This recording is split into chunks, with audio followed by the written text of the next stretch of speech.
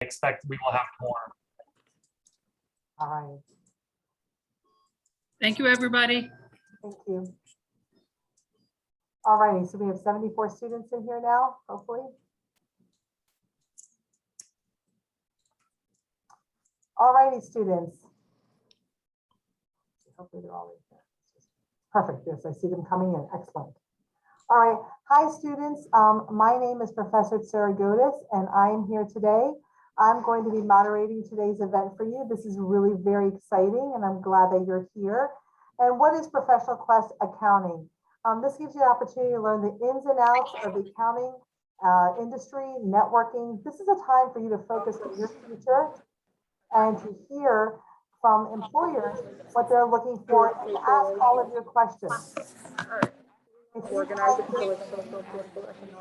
your mics on, please mute your mics until you're ready to ask a question. And you can also put your question in the chat box. So please mute your mics. Students, please mute your mics. Okay. All right. Great, thank you. All right, again, so we are here. This is the beginning of ProfessionalQuest. We host this every fall and every spring, and it's really quite exciting to be here. And again, this is just a chance for you to ask employers questions about the industry, anything you really want to know about accounting and the ins and outs, externships, internships, job opportunities, what accounting is really all about. It has changed so much over the years. It's really a very exciting industry to go into, and the growth potentials are enormous. From 3:30 to 4 o'clock, we have the following employers here in our panel. From KWC, Samantha Doe. From ENY, Claire Condello. From CLA, Pam Hemstreet. From FCPS, Fairfax County Public School, Esther Coe. And from Citron Cooperman, we have Jenny Herrera. Hi Jenny, hi everybody. And I will leave it up to you guys to start asking some questions in the chat box. But to get things going, I'm gonna ask a few questions myself from our panel of employers. So one of the things that a lot of students are always thinking of when it comes to accounting is what would they be doing on a day-to-day basis in accounting? What inspired you to go into accounting? So if some employers could share with us what inspired them to go into accounting and what their regular day may look like in a nutshell. I am happy to start. Sure, great, thank you, Esther. Thank you, Peggy. So good afternoon, everyone. My name is Esther Coe. I am the Auditor General for Fairfax County Public Schools. I think, Peggy, you start with an excellent question because I was asking myself, and when I was studying accounting, the reason why I got into accounting is because I like numbers and I love money. And I think accounting is the right thing to do because it's just a combination of the two. One of the questions that I always got from my friends when they know that I am a CPA is when they have IRS tax related questions, they will come to me. So somehow in their mind, they will equivalent an accountant with an IRS tax accountant. So I told them, no, I don't know anything about that. I am sorry. And also throughout my career, I have been doing as an auditor, both external and internal for 20 years now. My day-to-day, no one day is the same.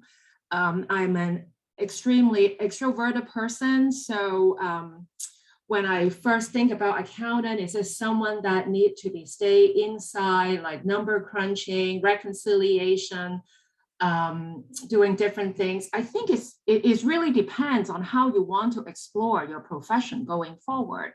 For example, myself, I started off, I know there is some Big Four colleagues here. I started with Cooper and Lybrand and Arthur Andersen at the time. I know they don't exist anymore. These kind of tell you my age, but then I worked for PwC. I started as an external auditor, but then get into the forensic audit route. And now I am with internal audit. So I think that being as an accountant, you can be what you like to be.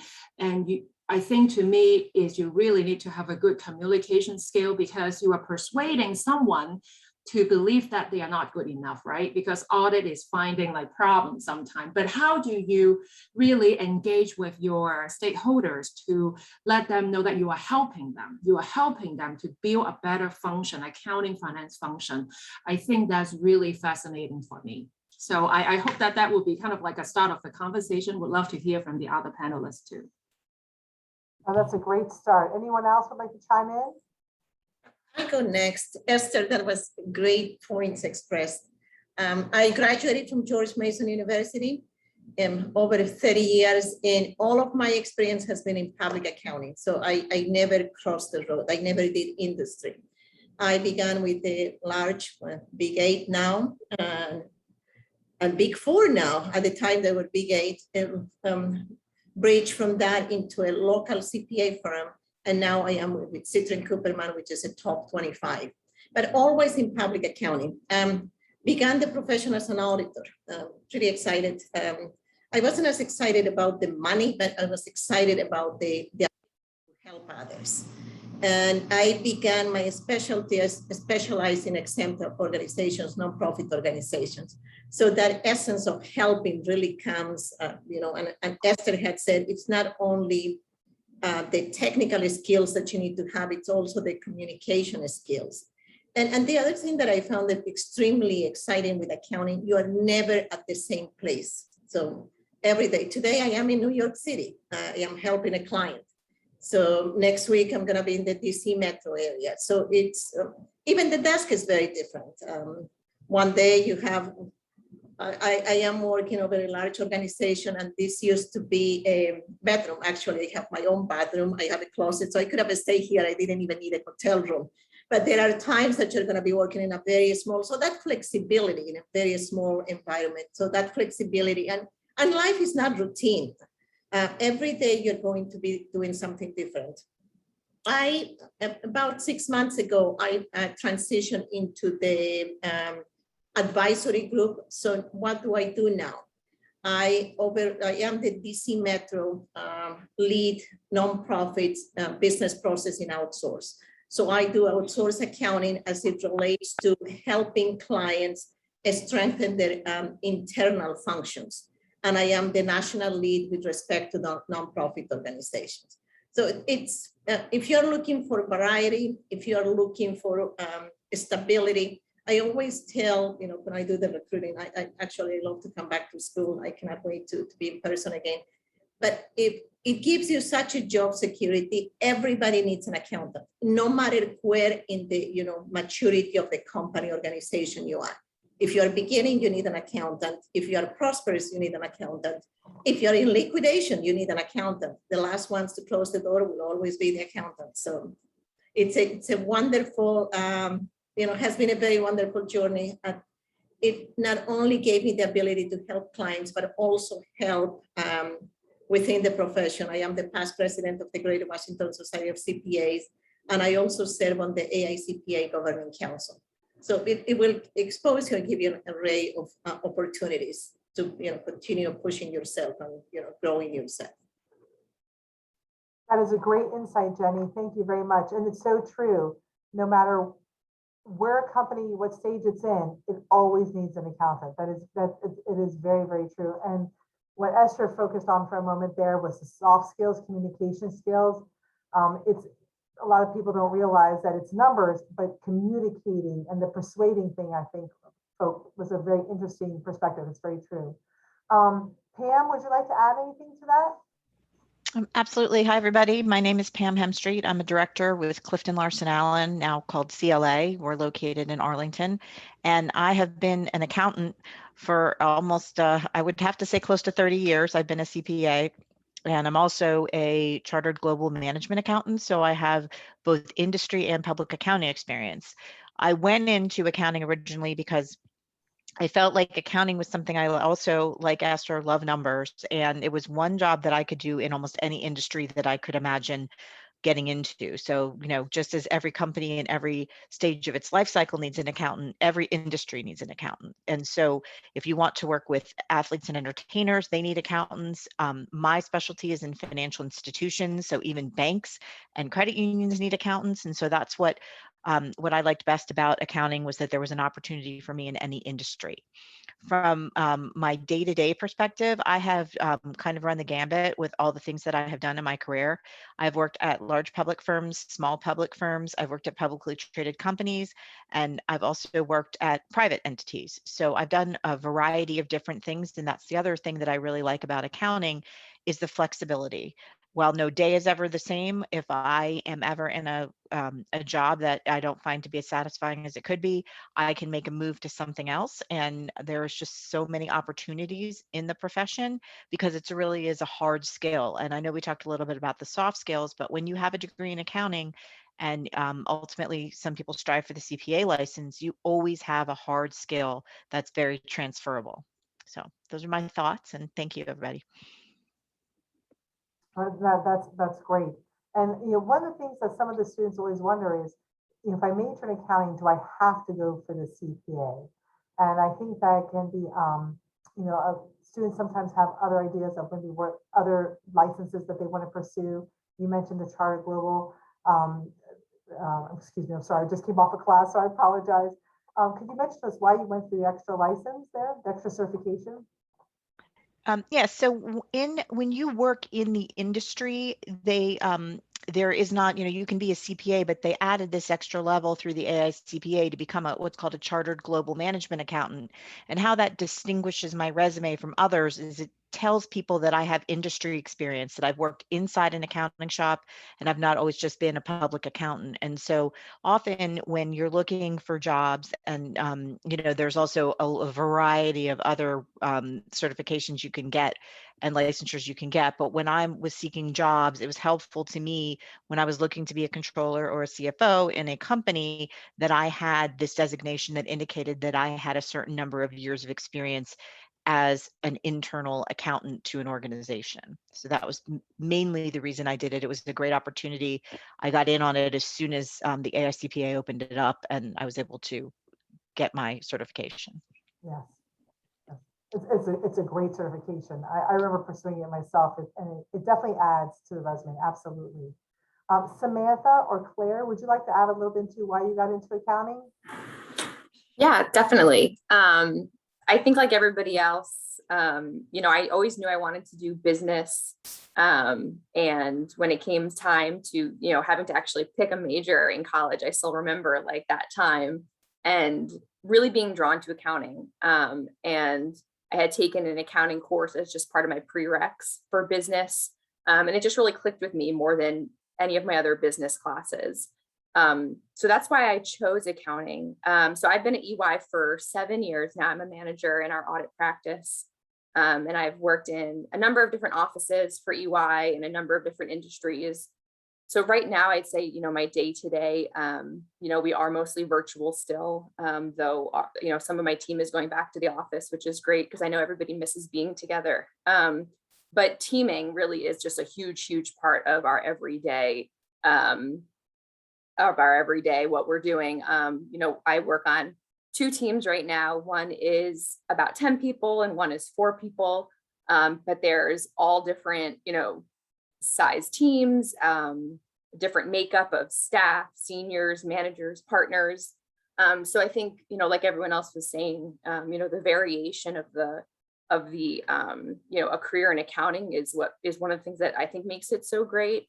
And right now, it's a lot of, as a manager, it's a lot of managing, as you can imagine by that title, managing your team, making sure everybody's staying on track, having status meetings, delegating out work.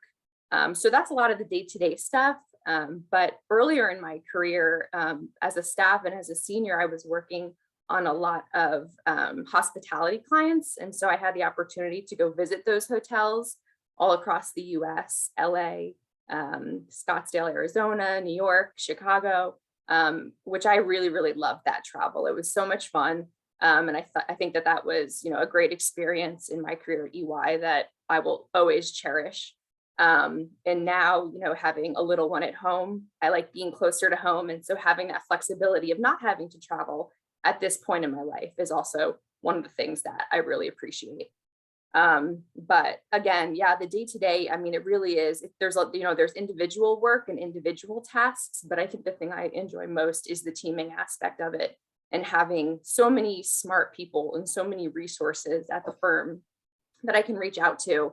If you're going through an issue, there's always someone else who's gone through it before and can give you insight and can help you out and can point you in the right direction.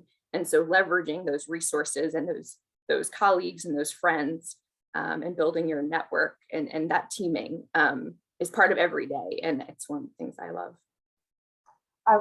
That's very interesting. And I want to kind of point out something that you said to the students. You talked a little bit about the teamwork. And I think a lot of students who are thinking about going into accounting, at least I know from my perspective, meeting the students in class, they think that you're the old stereotype. You're stuck at a desk, crunching numbers all day, and you don't have any interpersonal communication, relationship building with anyone at all. And that's like the furthest from the truth in today's environment. Definitely. Yeah, no, we're constantly working together. That's why what everybody was saying about communication really is so important, because you're constantly communicating with, the people you're managing, your superiors, and the client. And especially in this virtual world, having to be really intentional about communicating and setting up meetings and, sending thoughtful emails, video, we do lots of video calls with our client. And it's really the norm now, where it wasn't a couple of years ago, but it is now. And again, we are transitioning back to the office, and it's great to see, people having more small talk and having more coffee together. That's definitely something we've missed. But yeah, the teaming and the communication is so key. That's a very good point. Samantha, would you like to chime in a little bit as to why you went into accounting? Sure thing. So I work at KWC in Alexandria. Our firm, it's about 100 people total, so it's a smaller scale firm. Originally, I was drawn into accounting because I took an accounting class in high school and I just really enjoyed it. I feel like a lot of us as accountants, we have that, attention to detail. We're very organized. So those are traits that I enjoy and that, I, have to be good at because of what I do. Like many others mentioned, I do like the safety of having job security because everybody always needs accountants. I particularly, I do tax, business tax, and I love it. So I know that things are always changing and, things move fast paced and there's situations that apply differently to a lot of different clients. So having unique situations to deal with, every time, I think that keeps me interested in what I do. I love learning. Public accounting gives you the opportunity to always learn and, encounter any type of situation that you can imagine. So it always keeps you on your toes if you're interested in doing something interesting. Several people were mentioning how important it is to work in groups, and that's especially true in tax as well. Our firm works in groups whenever we service clients. So we have service teams for clients, and you have 2 to 4 people up to 7 people on a particular team. So communication's very, very key when working on whatever type of engagement that you're working on. Not just like Claire was mentioning, is not just with your team members, but as you move up, you have to handle communication with clients, and then your managers, and then your partners. So it's a constant loop of communication. So being able to stay organized and on top of your schedule and keep up with the communication, that really sets you up for success when you start your career, because you're going to need to develop those skills the more and more you stay in accounting.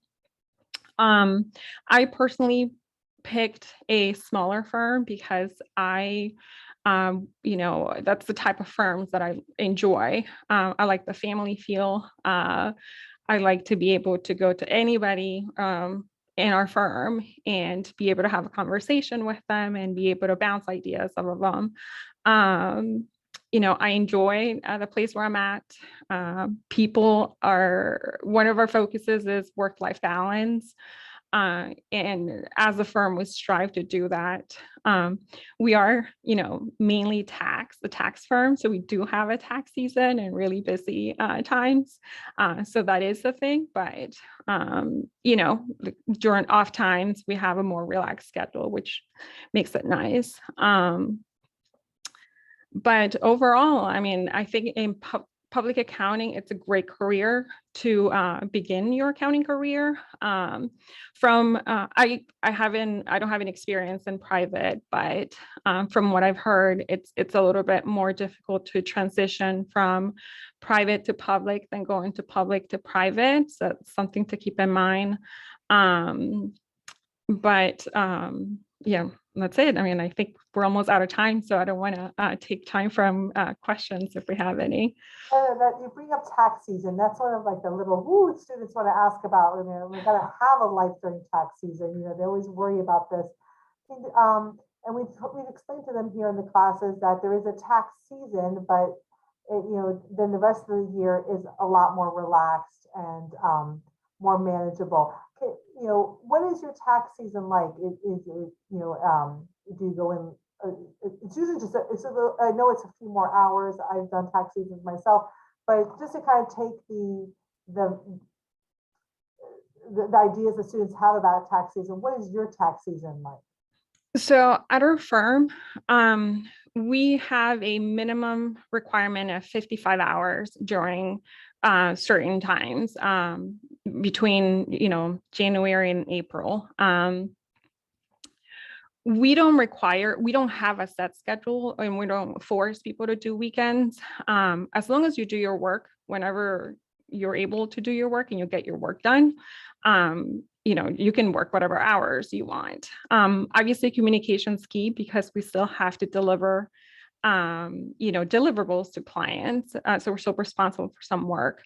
But the great thing about our firm is I'm a morning person. So if I really want to start my day at 5, 6 in the morning, I can, and I can leave earlier. I see some people that start their days at 10, 11 in the morning, and they just stay on longer. Some people love to work, you know, just Monday through Friday because they still want to keep the weekends off. Some people love to work 7 days a week, but much shorter days. It is tax season, so it's a little intense and there's a lot more work. The most stressful month I would say is probably March. But, you know, I guess something to keep in mind is that everybody in the firm, or most, you know, you have a group in the firm that's going through it. So, you know, everybody empathizes with what you're feeling. And then your summers, what are your summers like then?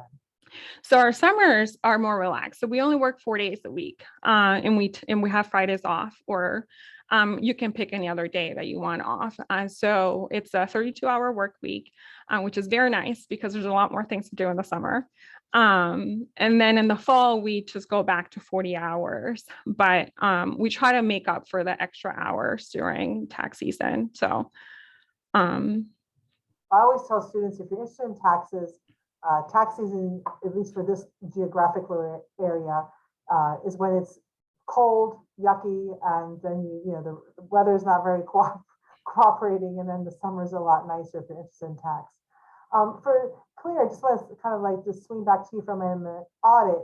How did you find yourself in audit, and what do you find interesting about the audit practice? That was for me, right? Right. Okay. Yeah. So I also had to take tax courses in college, and you know, it just did not go well for me. I'll be honest. It was a struggle, and I think auditing was just something I felt a lot more attracted to. I guess the topics that we covered in school, which I can't even remember what a lot of them were now, but yeah, they were just things that intrigued me more. The taxes also I thought was very interesting, but it was just a lot harder for me.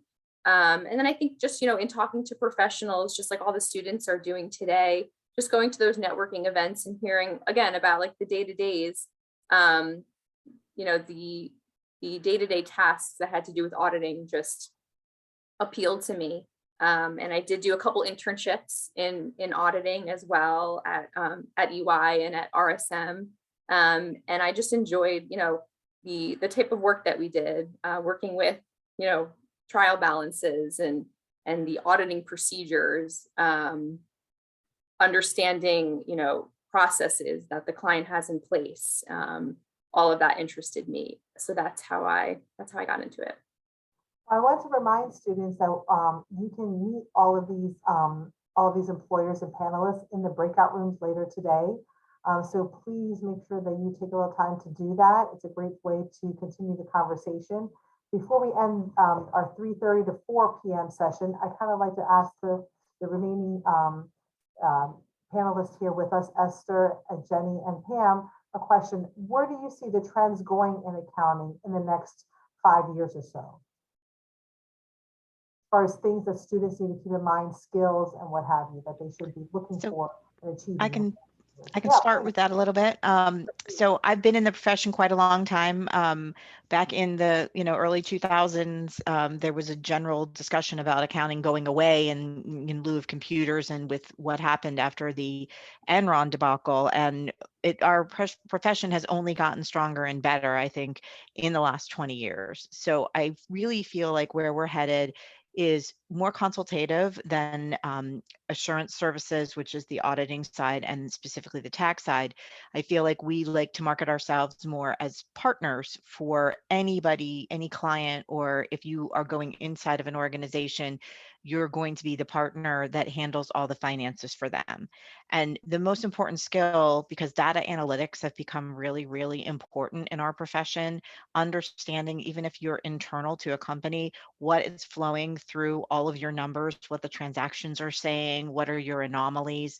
So the best skill and the most important skill I can tell everybody is make sure that you are really good with Excel, because it's going to become probably the lifeblood of your daily existence when you enter the profession, particularly if you go into public accounting. We do so many things with Excel and Excel add-ons that the more comfortable you are with that, the better off you will be, and the more comfortable you'll be when you start any position. So that's kind of where I see things going. But, contrary to what people said 20 years ago, we're still here and we're doing better. It is time to be a CPA, One of the things, and the AI CPA, it's also reacting to the changes in the profession. The exam is changing. So how is the exam now? How is the exam going to be probably when you're ready to take? There is a core function in the middle where everybody has to have the core competencies. But then depending upon the field you want to go, if you want to go into data analytics, if you want to go like Samantha into taxes, if you want to go into audit, you will only have to take those sections where your competency, level, where you think your career is going to take you. So, which is very different. Pam and I, we took the exam over the dreaded 2.5 days, and it was only administered twice a year. So that has changed. That's how the profession has evolved. And it will continue evolving, and it's an incredibly exciting profession. Yeah, if I may just add, very briefly, I agree completely with what, Pam, you mentioned the IT skill set. I think that's what we are looking for in our employees, also in the internal audit arena, right? That we would like to train our own and to grow our own people to be, to be IT, savvy. We kind of like all forced to be, very excelled in IT related thing because of the pandemic, I guess, which is the benefit that the pandemic gave us. The other thing I have seen throughout my career, like I started off as I started with external audit as a consultant, and now working for an internal organization. That to me, I think, I really believe that's the way that it should go, that because you are part of the organization, you know what the organization needs the most, and you can help the organization as part of the company. So I would encourage you all to explore that route. That's fantastic. Yes, and the industry, I think it's very important to note that students, oh, here we have a little message here. I have a message from a student, a question. As an accountant, are you allowed to do one area of accounting such as bookkeeping, taxes, or auditing, or all required to do all of these as an accountant?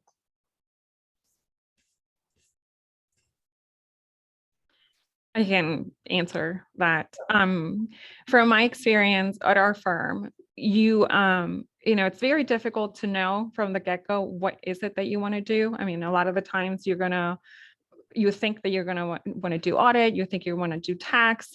But an advice is, if you can try a little bit of everything, I suggest that you do, so you can actually figure out what hands-on experience is like, because it might be very different than what you learn from school. I mean, in fact, to me, it was a very different experience.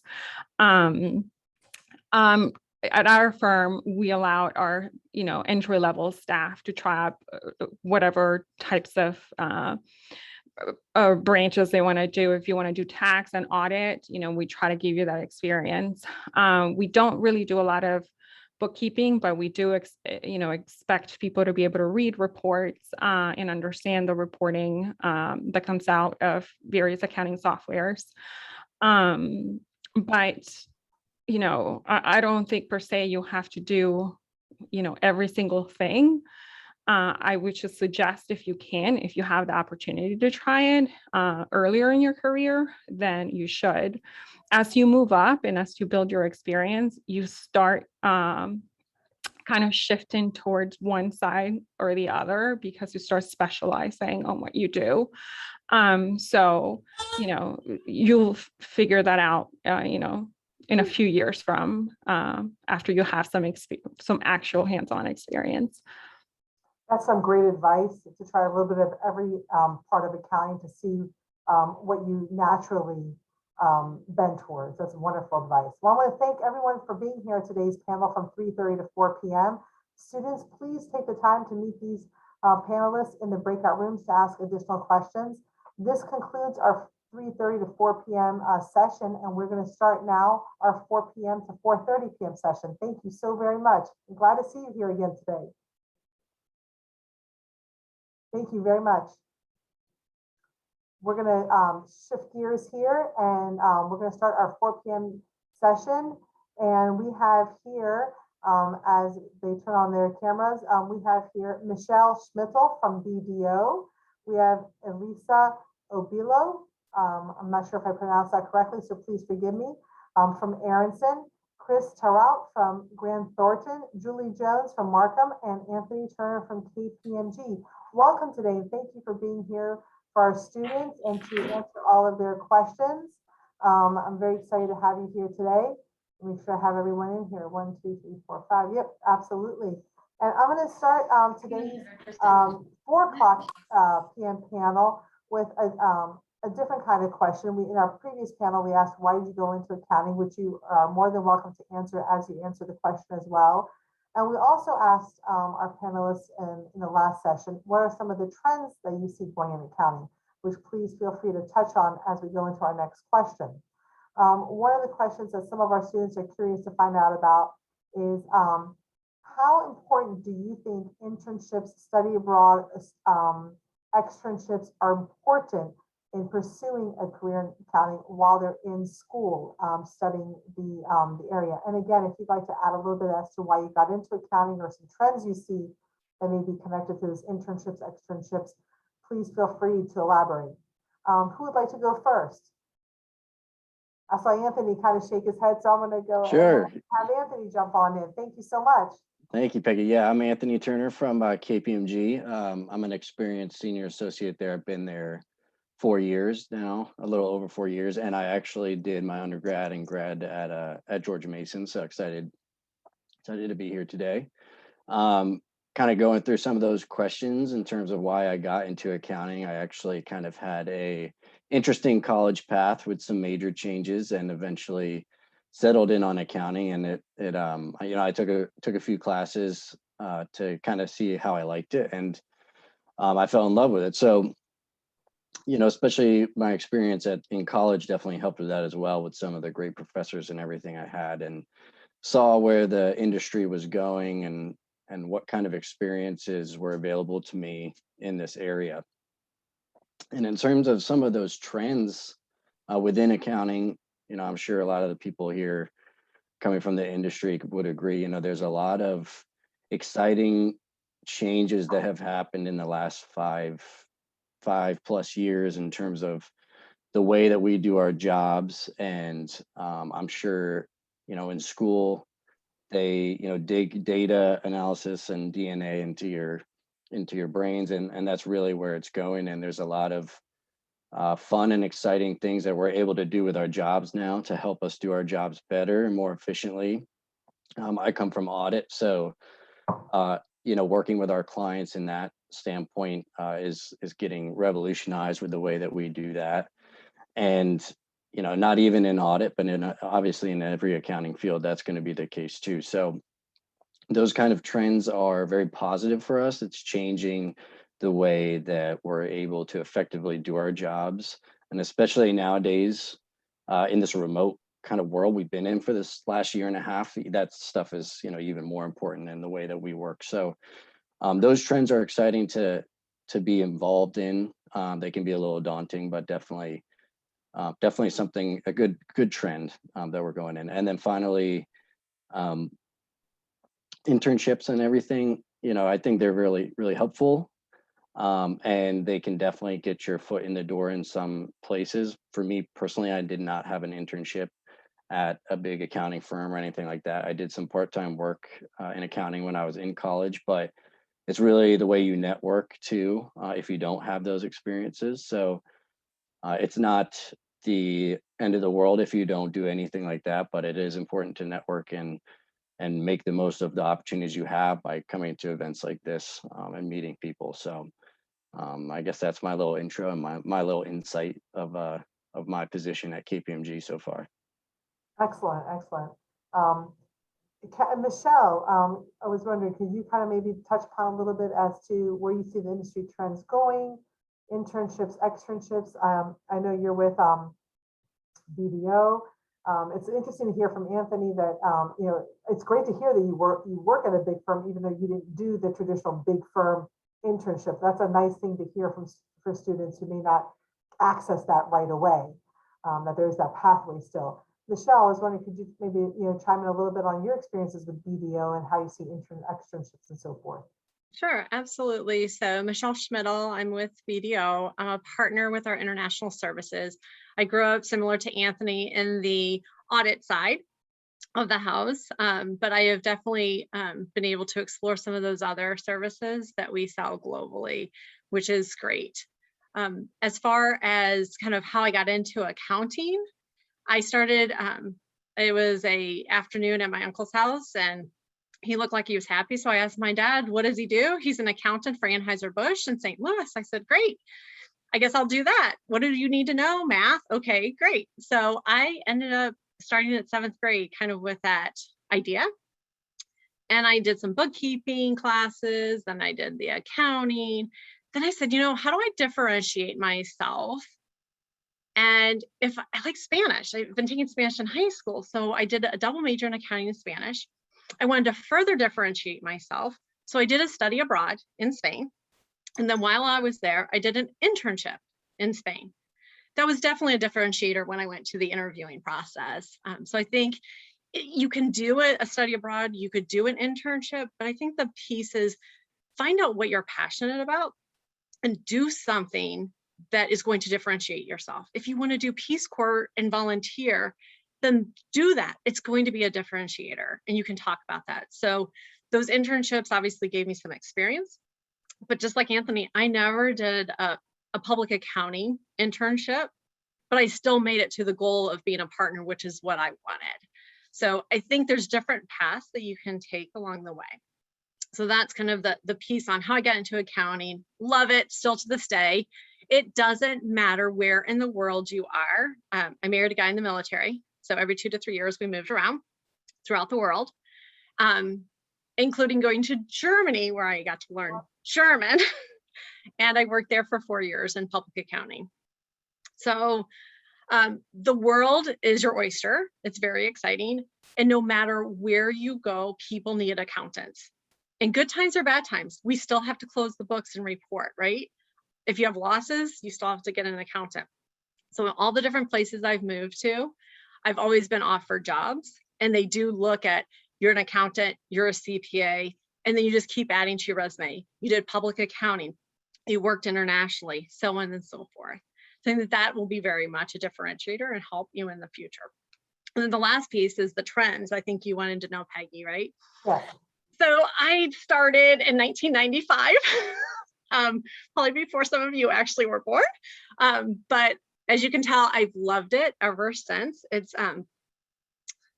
has definitely changed. We had to carry work papers around, like literally. They were work papers, reams of paper in trunks. We would ship them to the client. You had to babysit the work papers. We did get a computer. It was shared by the whole team, and it had an orange screen. And it was very, very slow. So things have changed dramatically. The trend is definitely going in the way that Anthony discussed, which is more digital, more analytical. So now we spit all this information into a computer, and it will identify our outliers. That's where we focus our time for auditing, so that we're not spending a bunch of time looking at something that we know is already right. So that's the trend we see. So if you want to go into more of the IT type of pieces, that's also an area that we would love to see.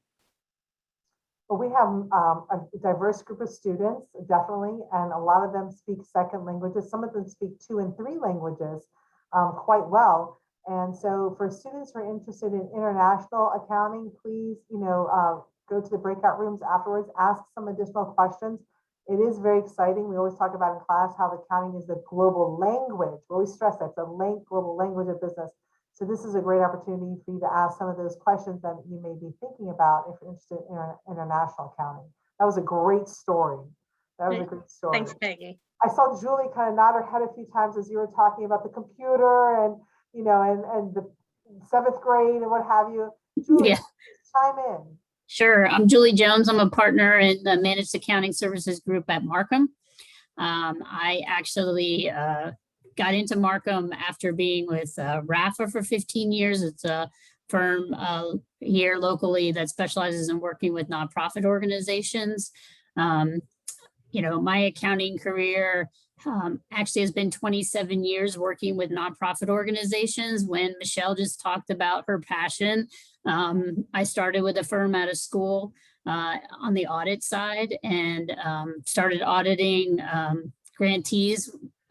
Granting organizations would hire us to audit their grants that they gave to nonprofit organizations. And that's really just where I moved into.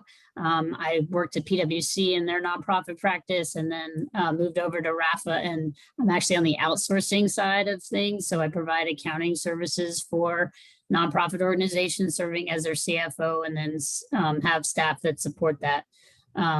So I totally agree.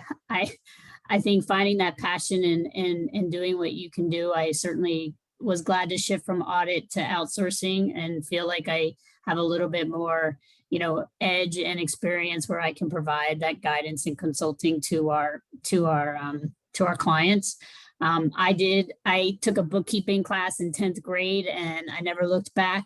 I decided to go into accounting from that day forward. I think that as we stayed in it as a woman, I think the one thing that I liked was the flexibility that accounting does give you as a profession. I certainly have within the firm changed, my role was more internal administrative while my kids were little, and then focusing back into the client services and really having the opportunity to do a lot of different things. When we talk about trends, at least in the service line that I provide, and honestly, I think across our firm, 2 things stick out during COVID is that we had kind of gotten most of our clients into this paperless environment of doing accounting. I think the ones that hadn't done that and had to, figure out how to deposit checks and how to cut checks and how to do whatever when they couldn't go to their office, certainly created a great need for us to help them implement that software and figure out ways to do work differently. And honestly, there's a high demand.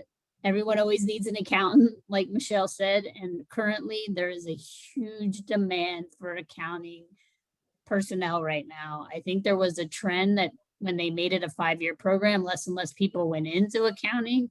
I don't know if that's part of the shift, but I just think in this day and age with the business needs and so forth, I just think there's a huge need for accounting staff and really finding ways to be analytical, think about the numbers, what they mean.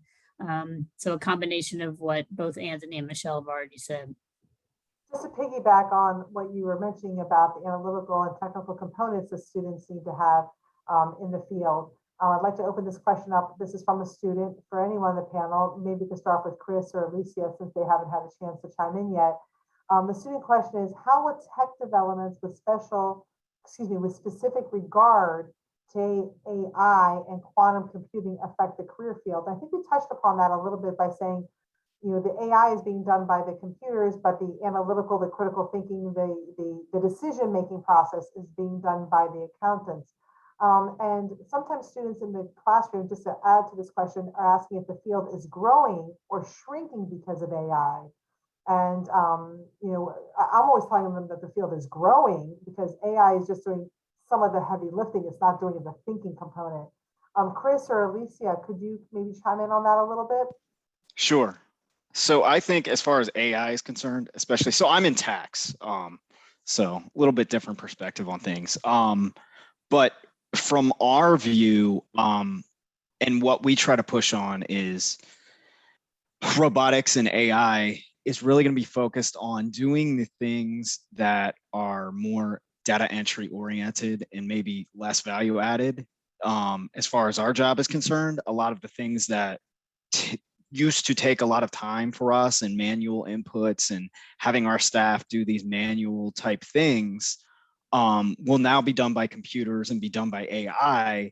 So a lot more of the work is going to be on reasoning, thinking, digesting tax law, knowing how to apply the law and the code to the situation. There's never going to be a situation where, well, at least there won't be in the near future a situation where the robot can actually think for you and reason for you and apply the tax law for you. So, and to be honest, that's the more interesting and the better part of our job anyway. A lot of, you know, to be perfectly honest, a lot of the data entry and that type stuff is reasons why people got away from wanting to do tax or wanting to do audit and things like that. People really don't enjoy that. What they enjoy is being able to apply things, being able to reason, being able to, in our case, a lot of times figure out how we can save clients money by applying the tax law. So it's more, I would say, taking away a lot of the manual work that people don't really enjoy anyway, and making it be able to be done a lot quicker and have us focus more on what we view as the more interesting parts of the profession, which is reasoning, helping clients apply things, being kind of business advisors to them. That's fantastic. And in our last panel session, just talking a little bit about technology, the panelists really drove home that one of the skills that students are going to want to hone in on are the Excel skills. Do you see that you're using Excel more and more, or that your staff is using Excel more and more on a daily basis? I would say we use it not just on a daily basis, we use it hourly. We use it every single day in our job. There isn't a day or an hour that goes by that I don't use Excel. I would also say though that there's also a lot of analytical and IT programs that we use. So from my perspective, I work a lot on tax provisions. And so there's different types of software and different types of IT, I would say, infrastructures that we use and that we go into a lot. So it's going to be, you know, Excel is always going to be there, and it's always going to be one of our, you know, base tools. But I would also say that, you know, you have to be ready to dive into different types of software and different analytical tools. You know, think a lot of what people are starting to use now are things like, why can't I think of it offhand? There's, No, you it's know, all right. yeah, I can't think of the name of the The analytical. whole point is to be just open to technology. Yeah, really. I mean, you have to be open to different types of technology as well. So So that's Tableau, fantastic. that's what I was trying to think Yes, of. yes. Sorry. Yes, no, that's no problem at all. There's so much out there and there's so much to digest. And the students start working in Tableau a little bit as they move on up through the classes and what have you. And that was great. Thank you very much. Alicia, how are you today? I'm good, thank you. Thank you for being here today. With where one, you know, kind of wondering what got you into accounting, and I know that you're with Aronson, which is more of a local firm in this area, and a very large local firm in the area. And I was wondering, some of the students are asking this question: how do they know what field is best for them? How can they tell if they're more of an audit person or a tax person? Or should they really just kind of try a little bit of everything through an internship, externship to kind of taste it and see how it goes? Yeah, well, my career path is kind of interesting, just like everyone else here. When I started, I didn't have internship. Before I went to college to take accounting. I wasn't even planning for accountancy. I was planning for IT, because back in my country, that's something that, okay, just go to IT and you can go everywhere else overseas and you'll earn a lot of money. That's what's being fed into our brains back then. But then for some reason or another, I went to accounting. And when I went to accounting, my first semester, I was told there's a CPA board exam. It's like, shoot, really? Nobody told me. I was like, can I still back out? But then it just happened and I became a CPA. But my point is, it wasn't planned. When I finished, or when I was in my junior college, I didn't know where I'm going. I just know that I want to be in the industry, in the private sector. Companies like Unilever or those big names, Nike, because my thought was, back in my country, those are big name firms and they have subsidiary all over the world, especially in US. So that's my goal. But our professors back then just fed into our heads that it's good to go to public accounting first. Maybe just in the first few years of your career, just for you to get a feel of it. You learn a lot of skill set there that you're not going to get outside. You might, you're going to have like the collaboration piece, the teamwork piece. You can get to understand what industry you want, non-for-profit, commercial, technology, private sector, or publicly listed companies, or even IT. So there's a lot of things there that will help you and lead you to where you want to go. So in my head back then, I just wanted to spend the first couple of years in public accounting. And I keep saying to my head, every busy season, I'm going to leave after the busy season and I'm going to go into the industry. Well, it's been over 20 years. I'm still here. I have not left. And I came to realize that I love what I'm doing. I'm in audit, and my career started in my home country, but it's interesting because I was sent here. I was in PricewaterhouseCoopers in my home country and sent here in US. And so I started my life and family pretty much here in US. And it was difficult because of the cultural differences, the language, and a lot of things. But then it all ended up well. I realized I like what I'm doing. Although at one point I was working with Michelle at BDO, I realized that I don't want to do audit anymore because, my gosh, in bigger firms, they deal with so much publicly listed companies. It's highly regulated. There's so much risk and there's so much inspections. There's so much going on. And with my age, I said, I just want to lay low and, you know, calm down, slow down. And so I switched to consulting. After 2 years, I decided, oh, I want to go back to audit again. But then this time I want in a more slower pace.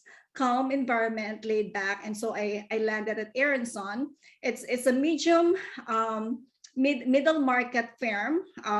It's not as big as everyone else, but I feel like it's helping me a lot with my current goal of just, being calm, less stressful environment. I still work with a lot of people who are highly professional, very intelligent, very competent. So regardless of which firm you land, and what's important is what is your goal. At the early stage of your career, you're thinking about, I want to gain all of the experiences and technical skills.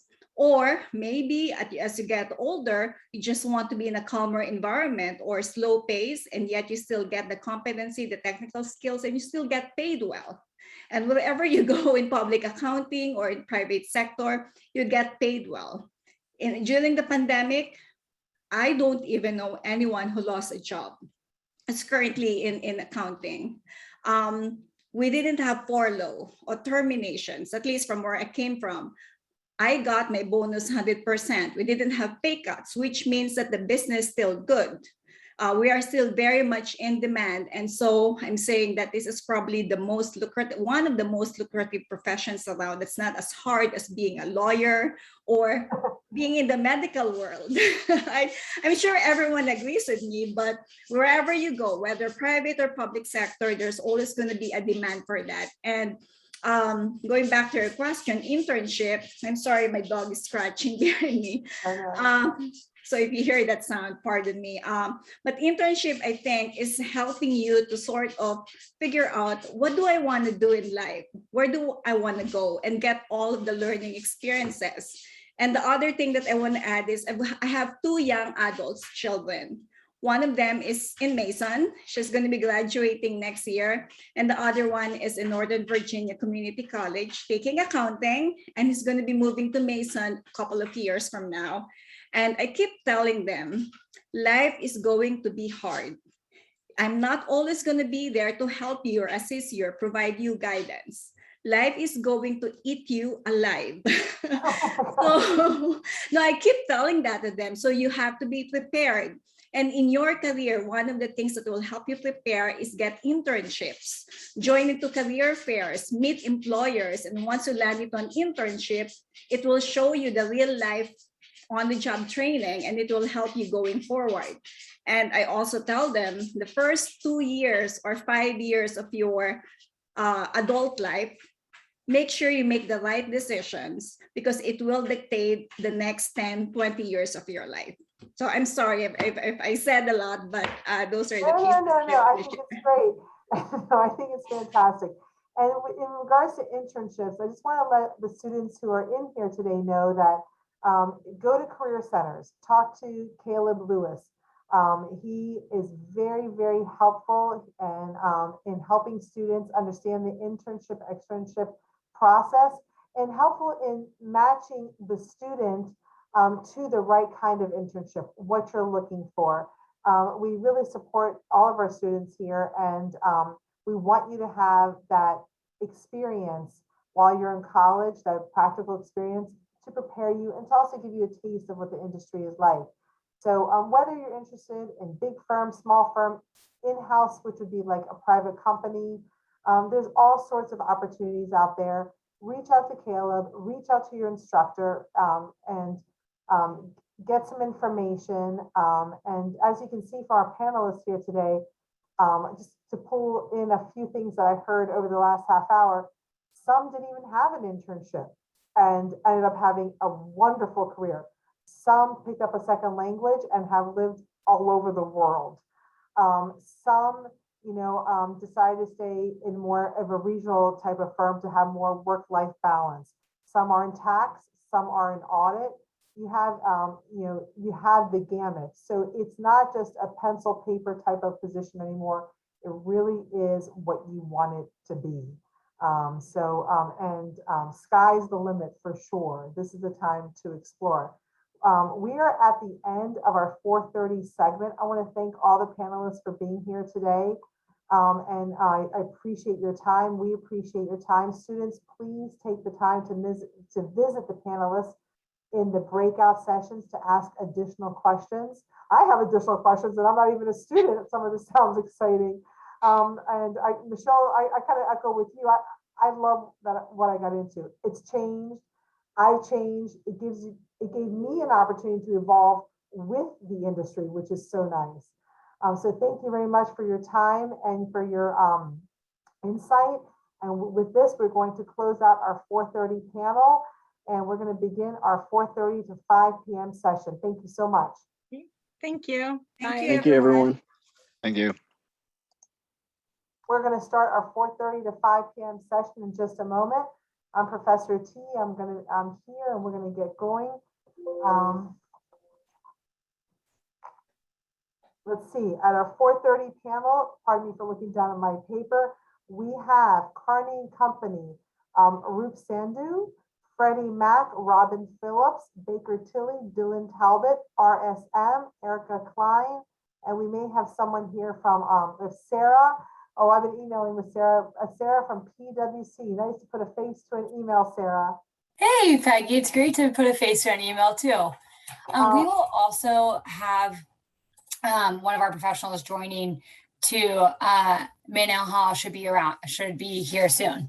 Okay, fantastic. I want to welcome all of you here today and here to answer any questions for our students who are thinking about going into accounting.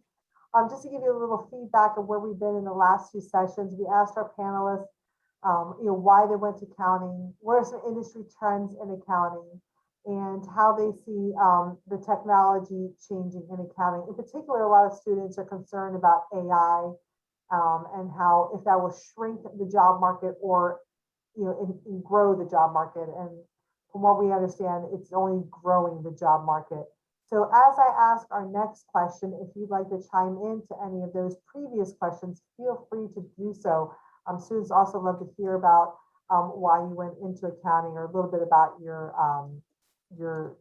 travel, not travel like plane, but your journey of accounting as you've gone along in your career. One of the questions we haven't had a chance to ask yet is what kind of skills do you think a student should emphasize on their resume or in an interview when looking for an internship, externship, and including extracurricular activities? What are you looking for? Soft skills, hard skills, things like that. I'll just start off with Erica, so she's right next to me in my Zoom panel. Erica, welcome. Thank you. So should I do an introduction first or just? Sure. Okay. So I'm Erica Klein. I am a senior tax manager in our state and local tax practice at RSM.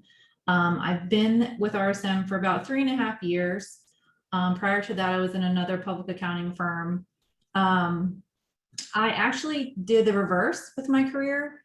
I'm not the typical go into public accounting right from college. I actually went into industry, but I've kind of, fell into public accounting. I was finding myself getting bored working for industry and kind of doing the same thing over and over again. So I definitely have enjoyed my experience getting to meet different clients, getting to tackle different issues and helping them and learning, right? I feel like, it's a learning experience along the way. So it's always challenging and keeps me on my toes, which I think is a huge benefit. I guess in terms of the question about what we would be looking for in a new associate, I think communication skills, I think are very important. I think being able to, particularly in this environment that we've been kind of put into for the past couple of years, I think that, being able to have a conversation, don't be afraid to turn your camera on, pick up the phone, I know a lot of times, even myself, it's easy and quick to like send a text or send something through Jabber, but I do think it's important to still try to stay connected. Have conversations, make it personal, don't feel like it's all has to be business and not like have that personal connection. I think that that's important. I also think just being kind of organized is also kind of a way. So, communication and organization skills, I feel like are pretty important. You're kind of, learning. And so I think it's good to stay organized, be proactive and communicate what's going on, not only just from a personal perspective, but also from a work perspective. Okay, great. Thank you so much. Yeah, we're definitely focusing on interpersonal skills as we teach in the classroom and emphasize that. I'm just going to go kind of like down my Zoom panel here. Since Dylan's the next person next to me over there.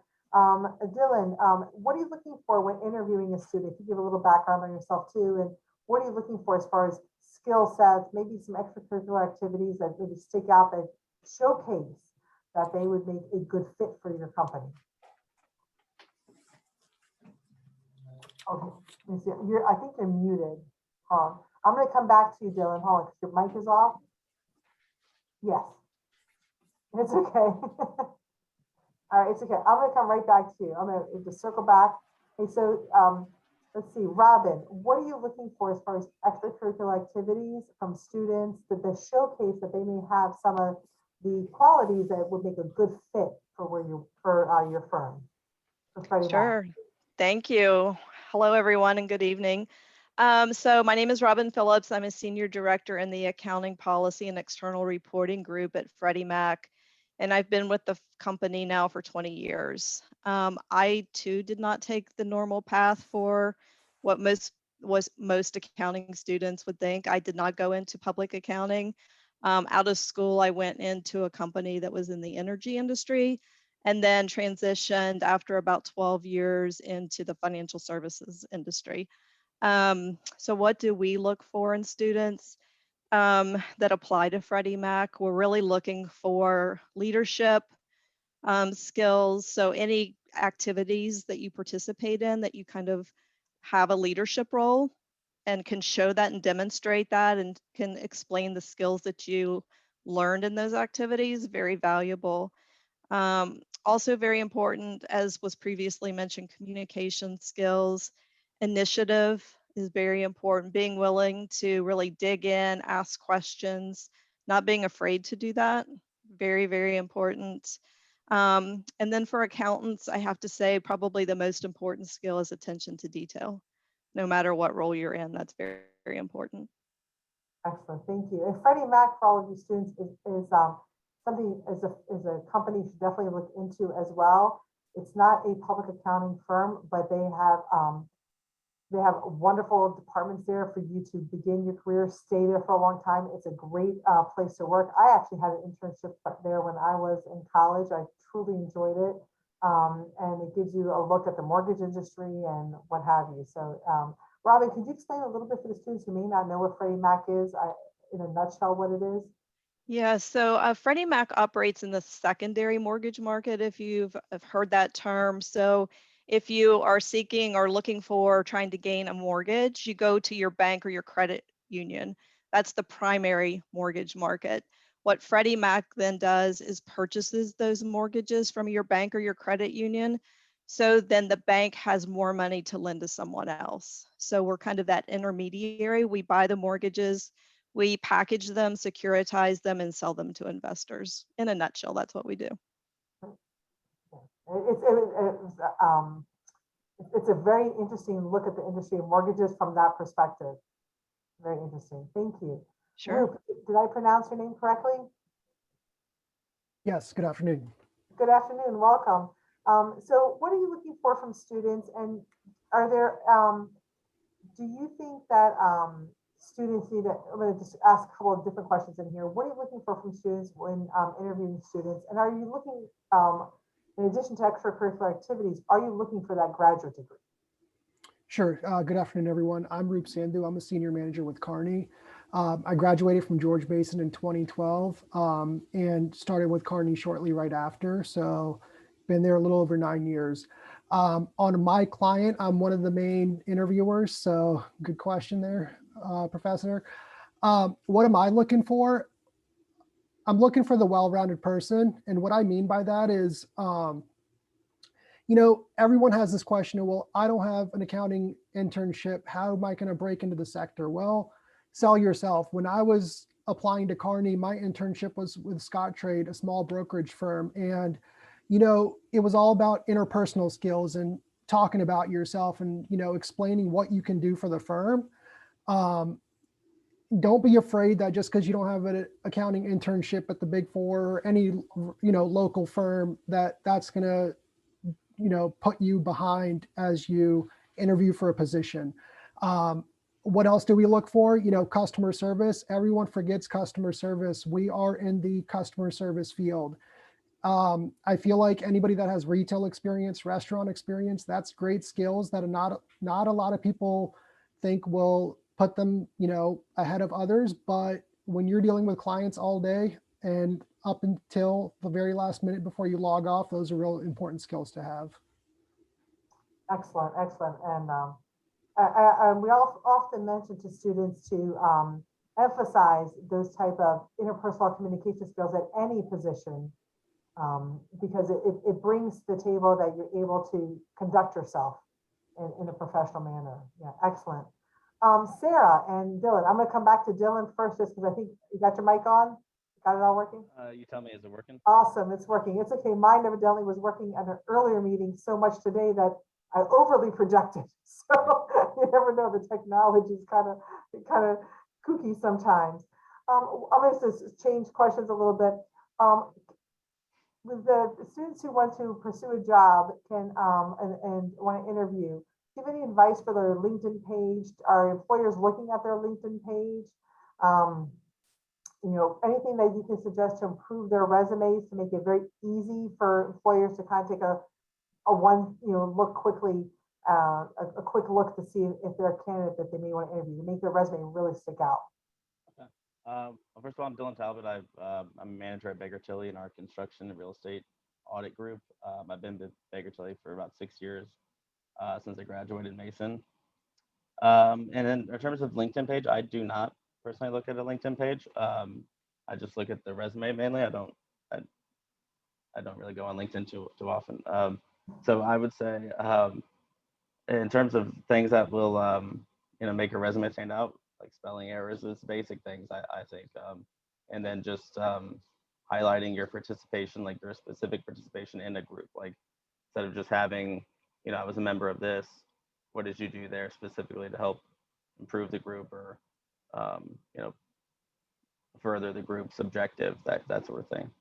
And Dylan, you're at Baker Tilly, right? I think that's where you're Yes. at. What do you find rewarding about your day-to-day job at Baker Tilly? I heard Rup say about its client service. We have, over time you develop good relationships with your clients and the accounting departments and at all the clients. So helping them get their jobs done and to answer any questions they have, if they come to us with accounting questions, making their lives easier, and just the relationships you build with them along with the people at Baker Tilly. Are you on the tax or audit side? Audit. The audit side. And what inspired you to go into audit? Well, to be honest, I had a tax internship and I did not like it at all. So I thought, well, we'll try out audit, and luckily I did like it. And that's important for students to know, that there's something for everybody as well. If you could go back, and this is for everyone, I'm going to ask everyone this question, Sarah and everyone else. If you could go back in time and give yourself a piece of advice, when you go back to when you were a student, give yourself a piece of advice, knowing a few things now that you know, what would it be? I would say in school, I would say be more involved. When I went to Mason, I didn't do a whole ton, and I didn't go to a lot of the career events and networking. And also, I would definitely do stuff like this more frequently and whatever was available. Okay, great. Thank you. Hey, Sarah, how are you? Hi, good. I'm actually here alongside Minna Hill, my associate, who will actually be speaking most of the time. I'm just listening. Okay. Hi, Menahel. I'm Peggy. Nice to meet you. Welcome to the panel today. Thank you so much for having me. I'm so glad that you're here. Do you have some advice for students as to how to prepare for their entry-level job? And as far as do you think they need a grad degree? Do you think that they may need certain skills outside of the academic arena that would be valuable to their resume, as far as making the resume stand out, and maybe a little bit of advice on how to handle virtual interviews. Virtual interviews, we're on this new virtual area. Yeah. Please I would say a little bit about your background, what you do. Yeah. Yeah, so my name is Menahel Rove. I graduated from Mason summer 2020, so literally right when everything was happening. I started at PwC in October 2020, so I've been here for almost a year now, and I'm in the audit practice. This is a great perspective from a younger graduate, which is nice to have. So, so since you're just a fresh graduate, so to speak, in my mind, so I'm a little bit older than you, you're a fresh graduate. How did you land your final position at PwC? Did you do an externship a little earlier on? Yeah, so I did the externship, I would say maybe 2 years before I actually started the job. So it's really nice. So you interview for the externship, and then you basically get the internship, and then you also get the full-time position. So it's pretty much one interview for all of these things. So I had the job offer really early on. Did you pursue an MSA? No, I didn't. I chose to do, I added another bachelor's degree. So I did a dual degree in ISOM. Okay, and how do you find your dual degree in ISOM to be valuable in your current position? I know it's not required, but how do you find it to be valuable? I would say it's pretty valuable just because like everything is kind of moving towards technology and like having those skills. So I took a Python class, I took R code, I did cloud computing. So I feel like all these skills, even though it's not kind of needed in the accounting world, it's definitely good to have because like we do have things like where we create bots or like things like, or you kind of need creativity to do these type of things or like some background technology thing. So it's just nice to have, I think, and it does help you like differentiate you from others in the company. And what do you like most about your job? I would say it's pretty nice being virtual. It's more flexible. You kind of dress for your day. It's pretty nice. Yeah. All right. Well, I'm going to open another question up to the entire panel. So I'm going to circle back to Roop and Carney and Company. Has COVID-19 impacted your hiring needs or any recruiting needs? We've heard from other panels saying that they're hiring even more. So how is it impacting the accounting industry, do you think? Sure. So, Carney's a federal contractor.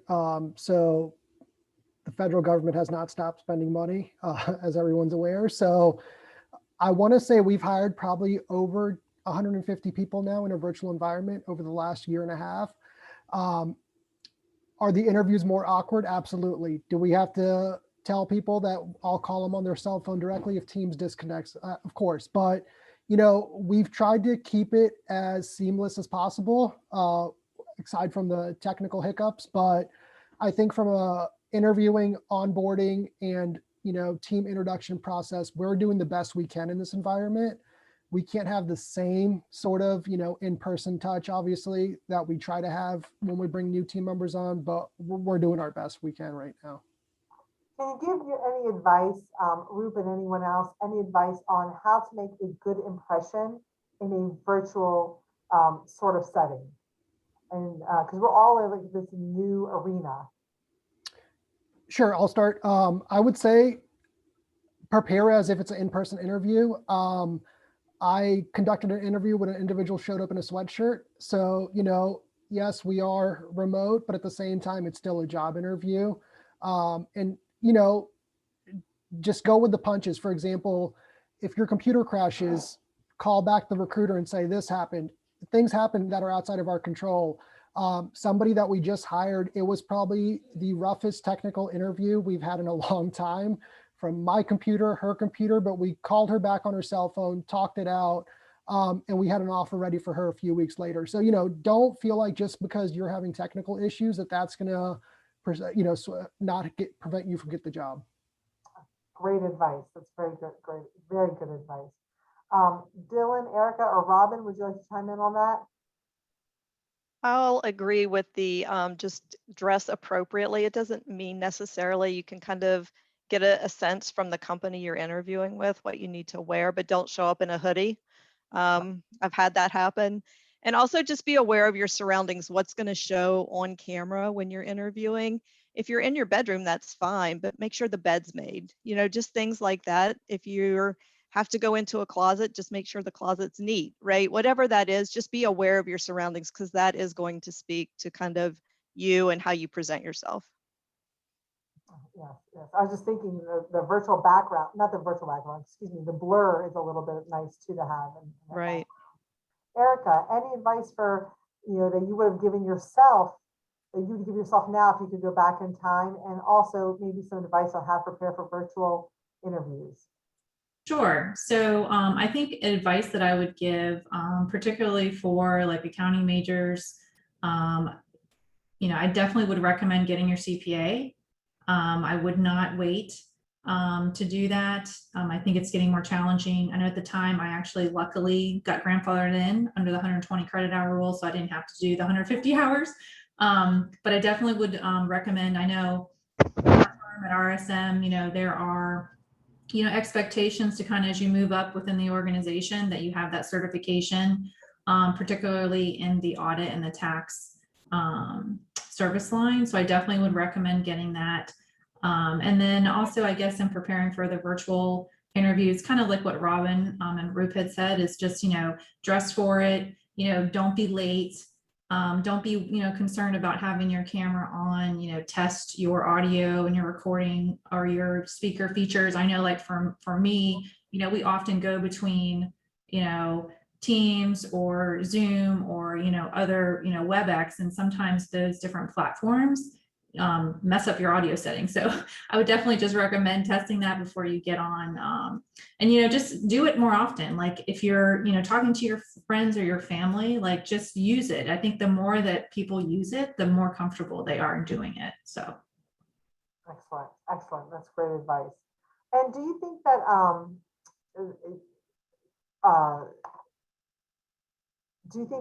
it's even become even more vital for students to maybe do practice interviews before that virtual interview, because they're in a different sort of environment to get, because our career center, just so you know, students, will put you through a practice interview, or some of the clubs, I think, will. Do you think it's even more important to do those practice interviews to be very skilled at those virtual interviews? So I think kind of what Dylan had said, like anything that you can take advantage of right now, whether it's mock interviews or practice or networking events, I would definitely do what you can, because it really does, get your name out there, it gets the experience, and it will just make you more comfortable going through the process, and even once you start working, I mean, assuming we're still going to be in this environment, it all, I feel like, just helps with that interaction going forward. So. And one of the questions our students have is, what is a typical career path? And this is a unique panel in that we have some, either Freddie Mac, which Robin Phillips is here, and then we have some firm representatives as well.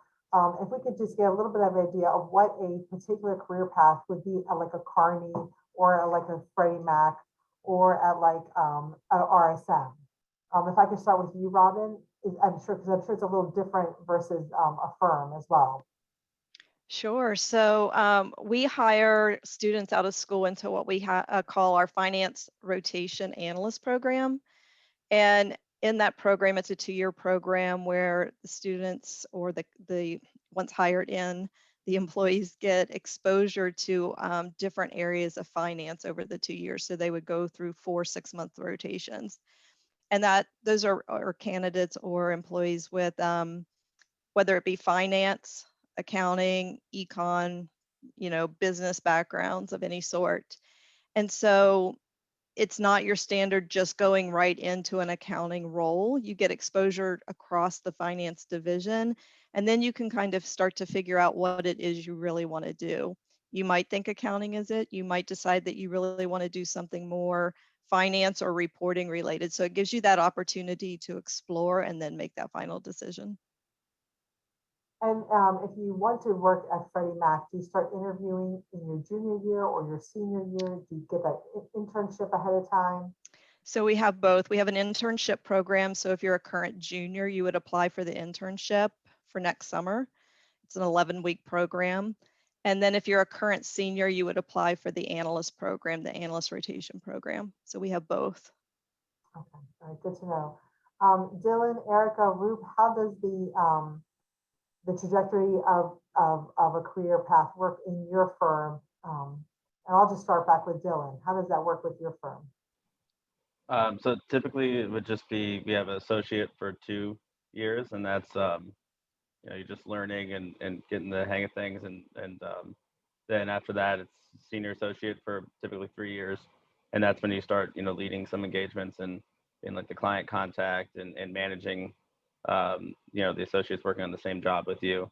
And then, keep moving up to manager, senior manager, et cetera. And then in terms of getting, into the associate role, I guess we have, the externships, just like pretty much every other firm, and then an internship as well. And I believe before the externship, there's like a spotlight sort of in a day kind of thing. And from there, you can also roll into an externship from that. So I guess it starts pretty early. And okay, great. And Eric, I imagine RSM is fairly similar. It is, yes. So we have like what we call like a pathways program, which is just like a week-long program. And then we have internships and then associate. Oftentimes, obviously, if we have a good experience, our candidates have good experience with an internship, we will extend an offer to them to join the firm. And that can be year round. It's not just like, starting in the fall or starting in the summer. I mean, it can, we have associates that are graduating in December that, they're going to start working with us in January. So we really have run the program pretty much all year round. I think what's unique for us is we actually have, associate 2 years, senior associate about 2 years, and then we have like a tax supervisor. And so that's really, that's where we kind of are looking for that certification, whether, it's a CPA or other, CMI, depending on what kind of practice that you're in. But then from supervisor, then you go manager, senior manager, and then, depending on what path you want to go, director or partner. And Rup, because your company, Carney Company, focuses on the federal government audits, is the trajectory any different, or is it fairly similar? It's pretty similar there. You start off as an associate into a senior role, into a manager, senior manager, principal, then partner. And then we also offer the externship program and then a internship program in the summertime. And kind of like Erica mentioned, we have contracts that are starting in January, and then we have contracts that are starting in the summer. So we're always looking to hire to fill roles. So, if you're graduating in December, don't feel like you have to wait 6 months before you start no matter if it's Carney or any of the firms that you're speaking to, get all that information, because I feel like a lot of the traditional start dates are starting to go away, where there's more options now. So just keep that in mind as you start to interact and speak with recruiters and managers and senior managers at these events. Okay, great.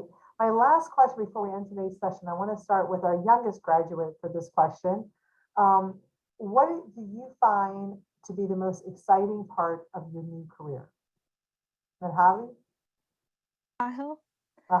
Yeah, the most exciting part, I would say getting to build relationships with all the other people at the firm. I worked with a couple different teams. Even though it's like virtual, I think we do hang out like outside of work. We did a volunteer project together one time, helping out. I think it was a senior center. So like building those relationships, it's really fun, and it's like a whole new group of people. Once you leave college, you're kind of like back at home, but like once you work, you kind of build like a new group to hang out with and work with and all that. I think that's a great perspective, because a lot of students, one of the fears they have is that they're going to be stuck in a desk somewhere.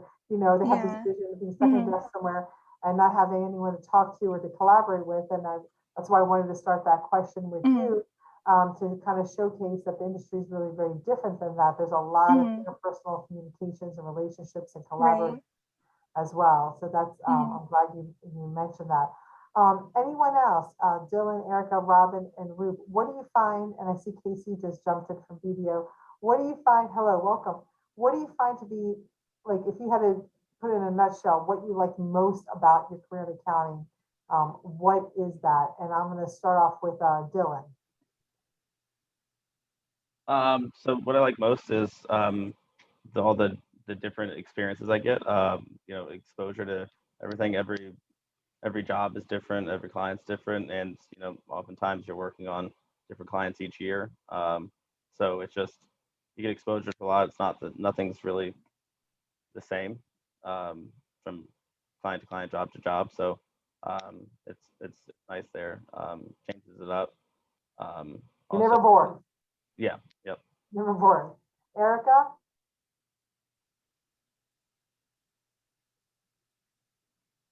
So I would say kind of similar, a lot of different experiences. We get to work with a lot of different clients, and there's a lot of opportunity for staff and younger, professionals.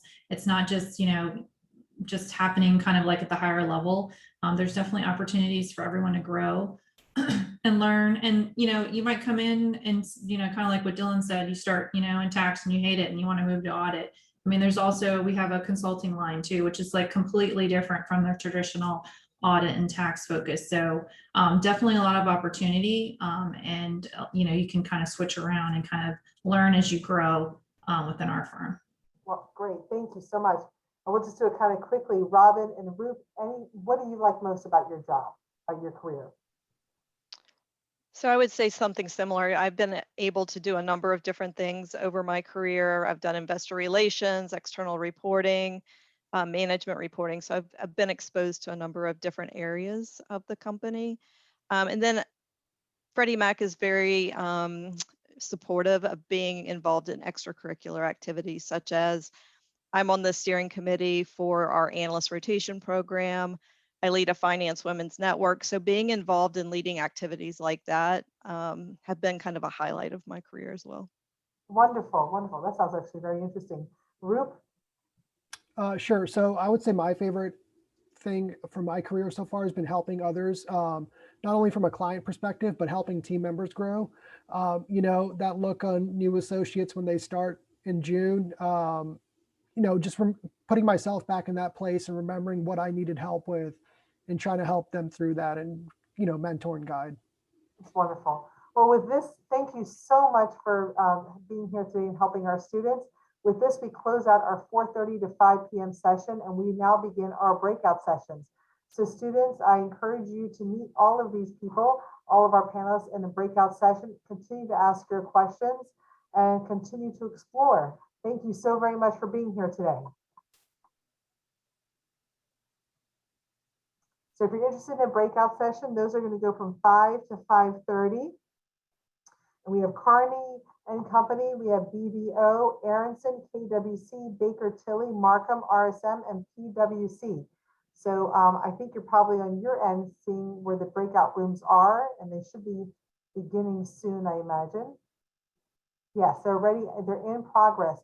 So if you're interested in a breakout room, what you want to do is click on breakout rooms at the bottom of your Zoom screen and choose the one that you want to join in on. I will stay here in the main room should anyone have any questions. So I believe I have a question. I'm sorry. I was asking for Freddie Mac. Like I cannot find which company it is under. Freddie Mac, I don't know if they're in a breakout room. She was just here a moment ago. That was Robin Phillips. Yes. Let me see if they have a breakout room. I'm not sure if we can connect you with her. Let me ask someone. Hold a second.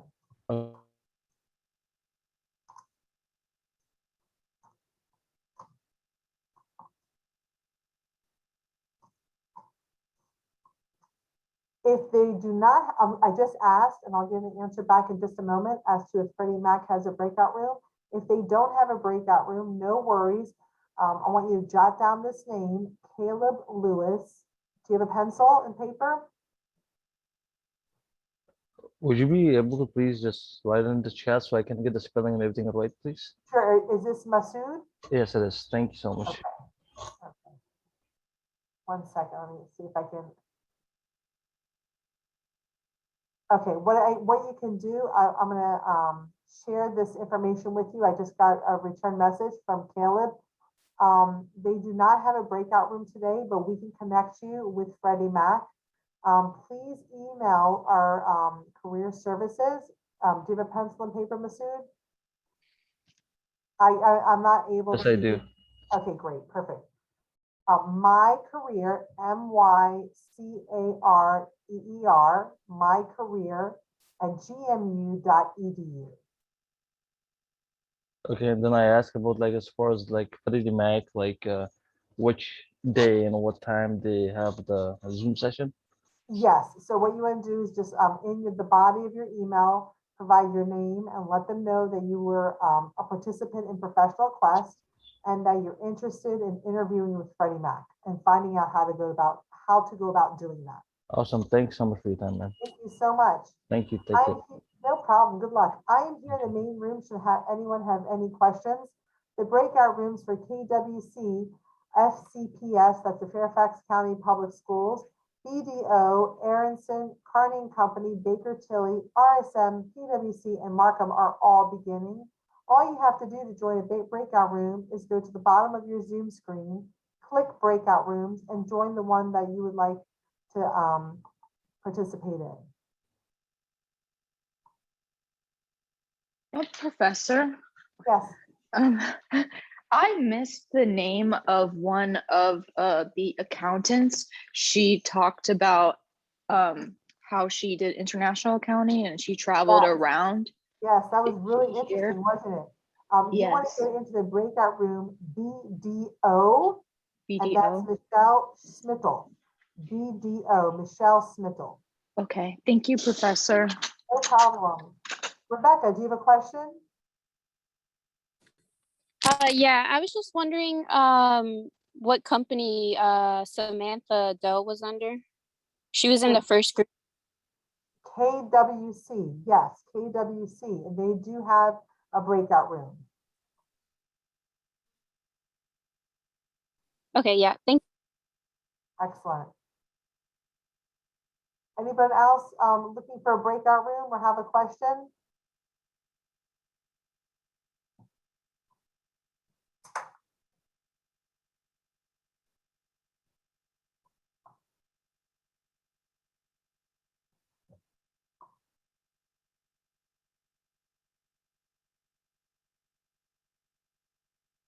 Anyone else have a question or looking for a breakout room?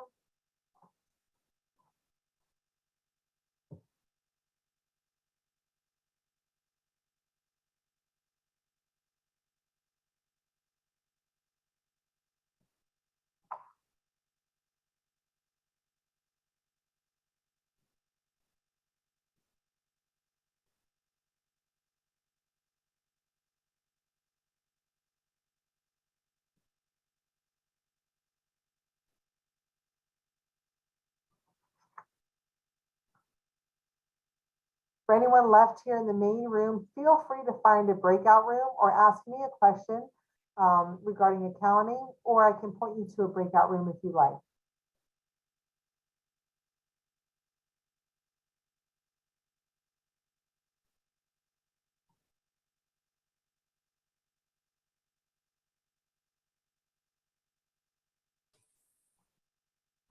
Hi, I have a question. Yes, hi, Julia. For the first round, there was a lady, she did tax. Do you remember what company she worked for? The first round. Yeah. We had Samantha Doe from PwC. She does tax. It was like Jenny a smaller, sorry, it was like a smaller firm, I think she said. That would be that would be KWC. It's not the same as PwC. That would be KWC. Oh, okay. Thank you very much. Samantha Doe. Samantha, thank you. WC, yes.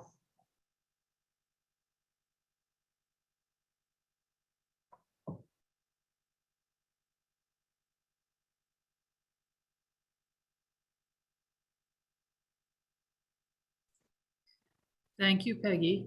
Oh, this is great. Thank you so much. This was a really wonderful event. Thank you so much. And thank you to all the I panelists. love this. This was great. We have a lot of people in the breakout rooms right now. No, I love this. I've not to hoard it, but I'd love to do it again in the spring. I love it. And I truly love it. And it looks like Fairfax County Public School, their representatives aren't in the breakout room. So. Oh, they did not do a breakout room yet. It doesn't look like it.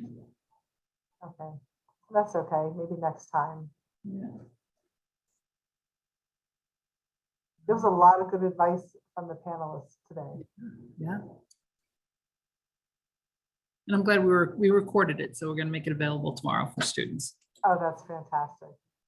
We were all busy too, going from one, from one meeting to this, and it worked out well.